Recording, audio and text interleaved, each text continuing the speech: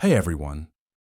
Today we're tackling one of the most critical topics from the CompTIA Security Plus blueprint: types of threat actors and common attack vectors.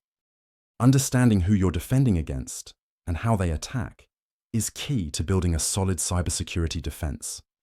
Let's break it down in a way that's easy to understand, but detailed enough to prep you for the real world. Let's start with threat actors. These are the people or groups behind cyber attacks. First up, we've got script kiddies. These are typically unskilled individuals who use pre-made tools and scripts to launch attacks. They're not coding their own malware. They're using what they find online. But don't underestimate them. Even low-skill attacks can cause serious damage if systems are unprotected. Next are hacktivists, people who hack to promote political or social causes.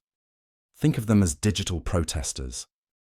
They might deface websites, leak data, or disrupt services to make a statement.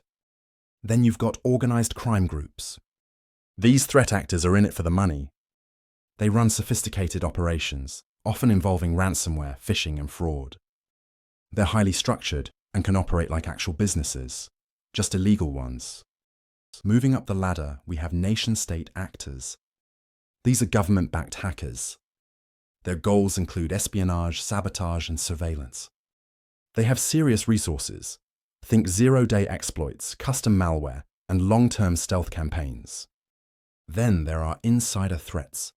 These can be employees, contractors, or partners who misuse access, either intentionally or by accident. They're dangerous because they already have access to systems and data. You might also encounter competitors as threat actors, although this is rarer. They may engage in corporate espionage to steal intellectual property or disrupt business operations.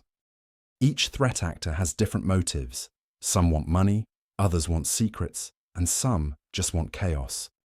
Knowing who you're dealing with helps shape your defense strategy. Now let's clear up a common question.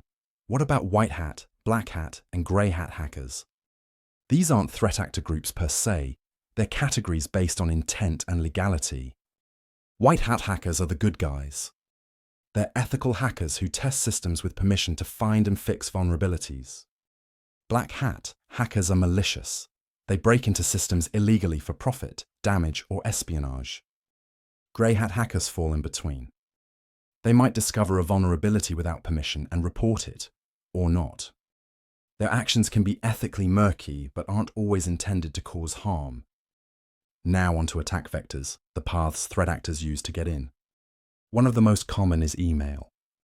Phishing, spear phishing, and malicious attachments all aim to trick users into handing over credentials or installing malware.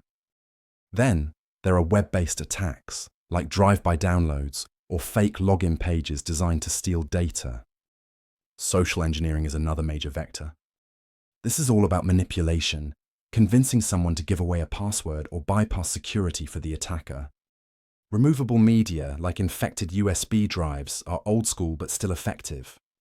Then you've got wireless attacks like rogue access points or evil twin Wi-Fi networks. Let's not forget network-based attacks that target vulnerabilities in services or misconfigured devices.